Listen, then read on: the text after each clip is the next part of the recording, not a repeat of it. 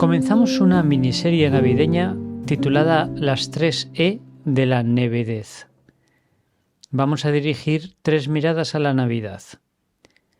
En primer lugar, Encarnación, donde se explica el contenido de fe de esta fiesta. En segundo lugar, Encanto, donde estudiaremos la influencia de la modernidad y la posmodernidad en la Navidad. Y finalmente, Escucha, donde formularemos algunas propuestas para recuperar la capacidad contemplativa. Comenzamos, por tanto, en este primer capítulo con Encarnación. Occidente nació de la conjunción del pensamiento griego, el orden romano y la religión judeocristiana. Sin el libro del Génesis y los Salmos, la Ilíada de Homero, la República de Platón, la Ética de Aristóteles, las Geórgicas de Virgilio o las instituciones de Casiano, no podríamos entendernos. Pero el texto angular de nuestra civilización no es un ensayo ni una ley, sino el siguiente microrrelato de 118 palabras y 536 caracteres en su traducción oficial al castellano. Sucedió en aquellos días que salió un decreto del emperador Augusto ordenando que se empadronase todo el imperio. Este primer empadronamiento se hizo siendo Cirino gobernador de Siria. Y todos iban a empadronarse, cada cual a su ciudad. También José, por ser de la casa y familia de David, subió desde la ciudad de Nazaret en Galilea a la ciudad de David que se llama Belén en Judea, para empadronarse con su esposa María, que estaba encinta. Y sucedió que mientras estaban allí, le llegó a ella el tiempo del parto y dio a luz a su hijo primogénito, lo envolvió en pañales y lo recostó en un pesebre, porque no había sitio para ellos en la posada. La reflexión filosófica dedujo la necesidad de un primer motor inmóvil. Pero no podía sospechar que el absoluto, a los atributos de omnisciencia y omnipotencia, sumase el de facticidad. El Dios de la revelación es un Dios que actúa, que entra en la historia, que se relaciona con los hombres. Por eso la sabiduría con mayúscula, que es una participación en la lógica de Dios, tiene estructura narrativa. Las verdades más profundas se formulan en historias contingentes, y entre ellas sobresale el relato de la Navidad. Cada nacimiento supone la aparición de alguien inédito. El recién nacido no es un ejemplar más de la especie Homo sapiens, sino un quién que antes no existía. Según la socióloga judía Hannah Arendt, nada hay tan revolucionario como la naturalidad porque introduce en el mundo nuevas libertades.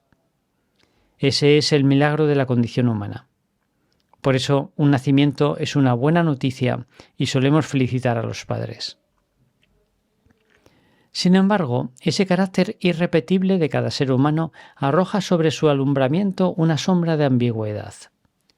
El niño que hoy está en brazos de su madre, mañana puede ser tanto un héroe como un villano. Toda narración consta de planteamiento, nudo y desenlace.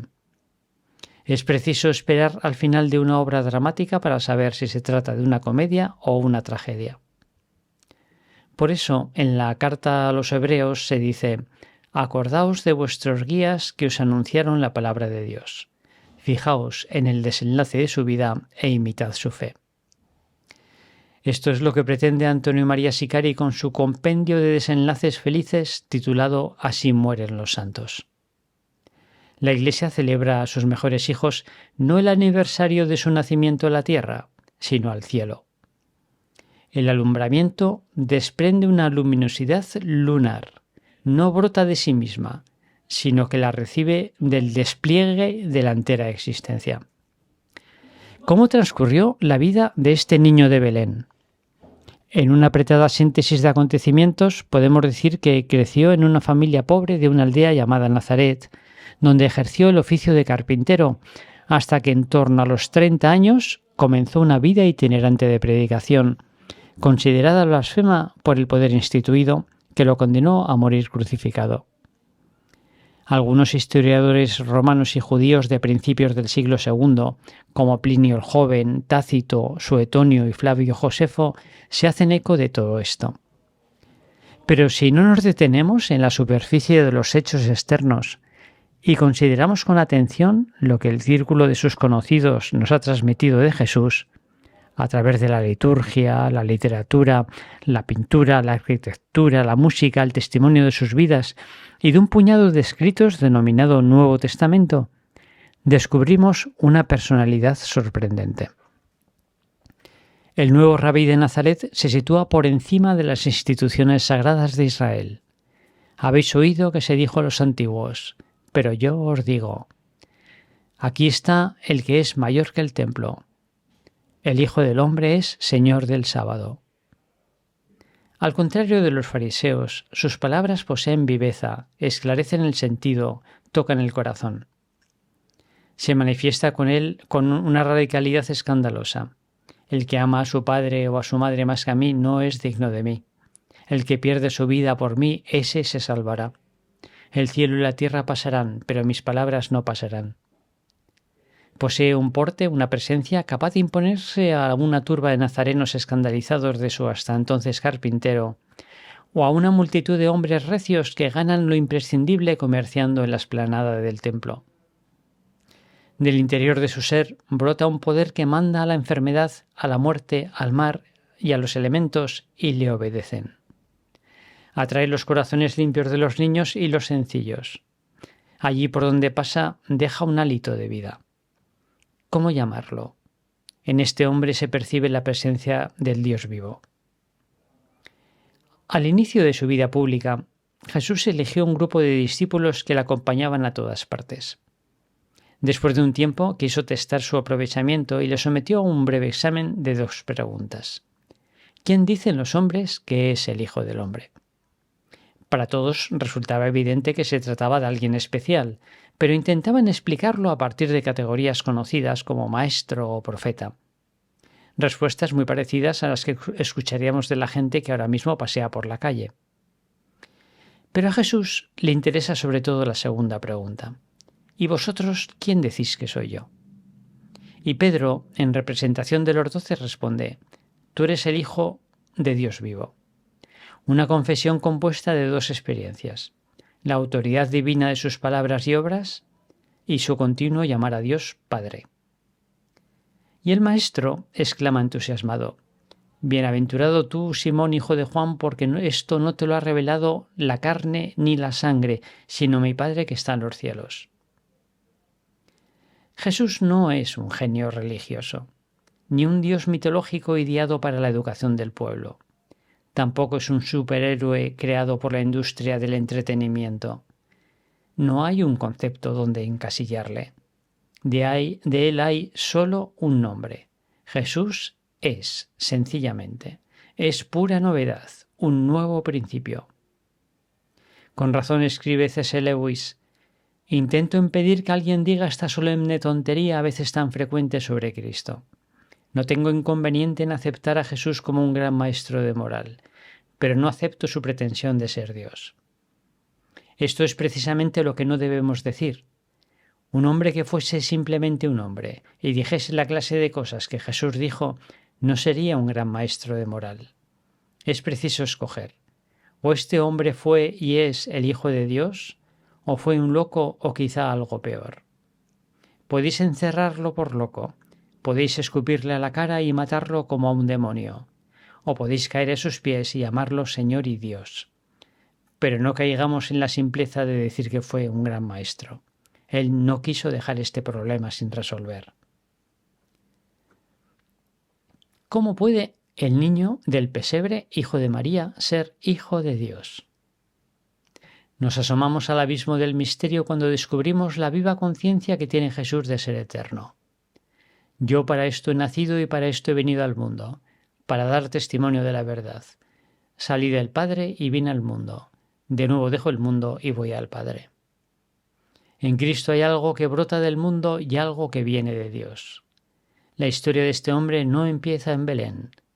Es preciso ampliar el foco a lo que antecede y sigue a su vida mortal. El próximo día 29 inauguraremos un año santo con motivo del 1700 aniversario del primer concilio ecuménico, que tuvo lugar en Nicea el año 325. Una vez alcanzada la paz, después de 3 siglos de persecuciones, los cristianos pudieron reunirse para arrojar luz sobre la misteriosa personalidad de Jesús. Por unanimidad formularon el símbolo que aún hoy recitamos en la misa, tejido no de ideas, sino de acontecimientos.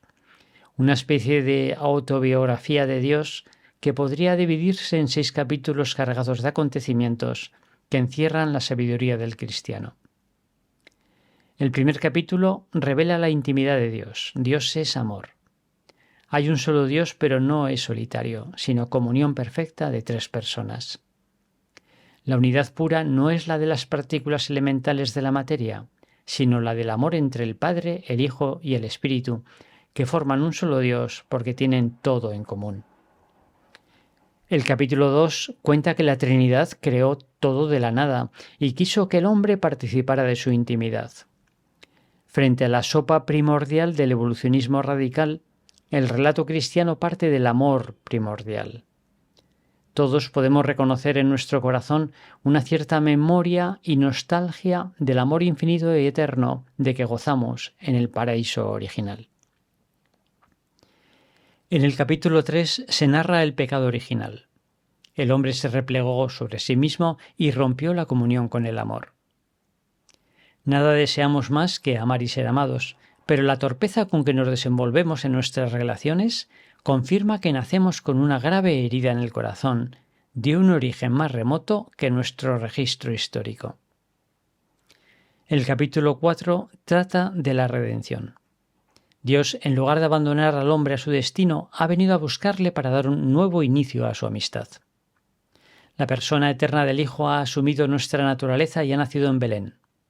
Jesucristo, acogiendo con amor nuestro rechazo y ofreciéndolo al Padre por nosotros, nos ha salvado y nos ha mostrado al hombre perfecto.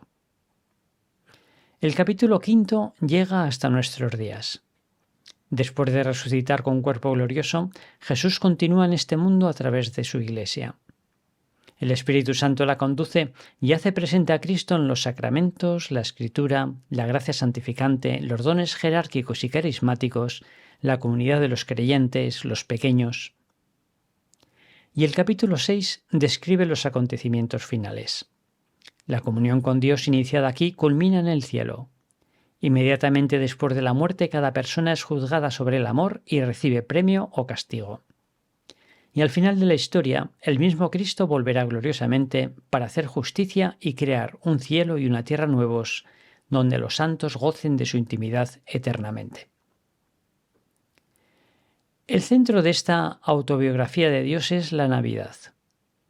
El alumbramiento de Jesús no desprende una luminosidad lunar, sino solar. Irradia desde dentro del niño, desde su personalidad divina. Belén no es el mero nacimiento, sino la encarnación de Dios. Por eso constituye una buena noticia en absoluto, sin matices ni ambigüedades. La Nochebuena divide la historia en un antes y en un después. El niño recostado en el pesebre es visto únicamente por el que se escandaliza o por el que le pone en el centro de su vida. El encuentro con Cristo plantea la decisión fundamental de la existencia.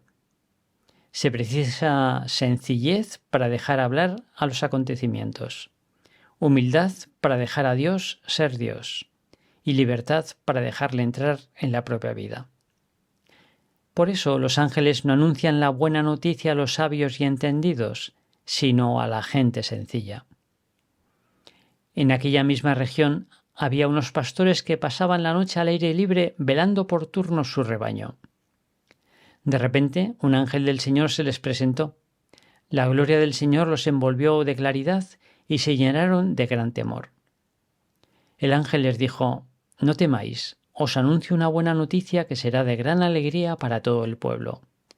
Hoy, en la ciudad de David, os ha nacido un Salvador, el Mesías, el Señor. Y aquí tenéis la señal. Encontraréis un niño envuelto en pañales y acostado en un pesebre». De pronto, en torno al ángel apareció una legión del ejército celestial que alababa a Dios diciendo: Gloria a Dios en el cielo y en la tierra paz a los hombres de buena voluntad. La Iglesia es la comunidad de los pastores que desde aquella primera noche santa caen de rodillas ante el pesebre y adoran al niño. La esencia del cristianismo no es una idea o una decisión ética, sino una persona, el niño del portal. Como bien dijo Juan Pablo II, una fe que no se hace cultura es una fe no plenamente acogida, no totalmente pensada, no fielmente vivida. El nacimiento de Jesús, acogido, pensado y vivido a lo largo de los siglos, se ha hecho Navidad. Nuestros ancestros han materializado la fe en la Encarnación en múltiples costumbres. Los pueblos paganos celebraban en el solsticio de invierno el regreso del sol, cuando la luz de los días cesa de menguar y comienza a crecer. Los primeros cristianos eligieron ese momento para celebrar la Navidad, recordando la predicación del Bautista: conviene que él crezca y yo mengüe. Aunque existe otra explicación aún más fundada. La Iglesia primitiva fijó la fiesta de la Concepción de Jesús el 25 de marzo, coincidiendo con la llegada de la primavera y con la celebración pagana de la creación. Y en consecuencia fijó la fiesta de su nacimiento 9 meses después. Los árboles adornados hacen visible la frase del Salmo 96. Que dancen de gozo los árboles del bosque delante del Señor que hace su entrada. La repostería de estas fiestas evoca esta otra afirmación de la Escritura. Aquel día los montes destilarán dulzura y las colinas emanarán leche y miel. La tradición de los villancicos hace verdad esta otra frase. Montes y colinas cantarán alabanzas en la presencia de Dios y batirán palmas todos los árboles del bosque, porque viene el Señor, el soberano, a ejercer su señorío eternamente. La Navidad se convirtió también en la fiesta de los regalos, en la que imitamos a Dios que se regala a sí mismo. Este es el sentido del aguinaldo, las pagas extras, las rifas y cestas, la lotería y los regalos, pero sin olvidar que imitar correctamente a Dios requiere no limitarse a dar cosas que se pueden comprar, sino darse uno mismo. Y hasta los últimos detalles de la decoración navideña simbolizan la fe. Los ángeles son los mensajeros de la buena noticia. Las estrellas recuerdan la que guió el camino de los magos de Oriente. Las velas y bombillas manifiestan que Jesús es la luz del mundo. Las esferas de colores simbolizan la manzana del jardín del Edén. Las campanas representan la alegría del Evangelio. Las coronas de ramas secas y adornadas con flores, frutas, lazos, ositos, caramelos o frutos secos simbolizan la vida eterna. Los bastoncillos de caramelo, la vara del buen pastor. La flor de Pascua, el acebo y el muérdago simbolizan la fertilidad y la vida. Las piñas con sus piñones, la inmortalidad. Y por supuesto nuestros belenes, que se remontan al año 1223, cuando San Francisco de Asís, para facilitar la participación en la Navidad a la gente sencilla de Greccio, Italia, representó el nacimiento de Jesús en un establo vecino a su convento, donde el niño, la Virgen, San José y los pastores eran personajes reales. Como reales fueron el buey, la mula y las ovejas. Una riquísima red de tradiciones navideñas que corren el riesgo de transformarse en una cáscara vacía si la cultura que las ha generado pierde la fe, como veremos en el capítulo siguiente.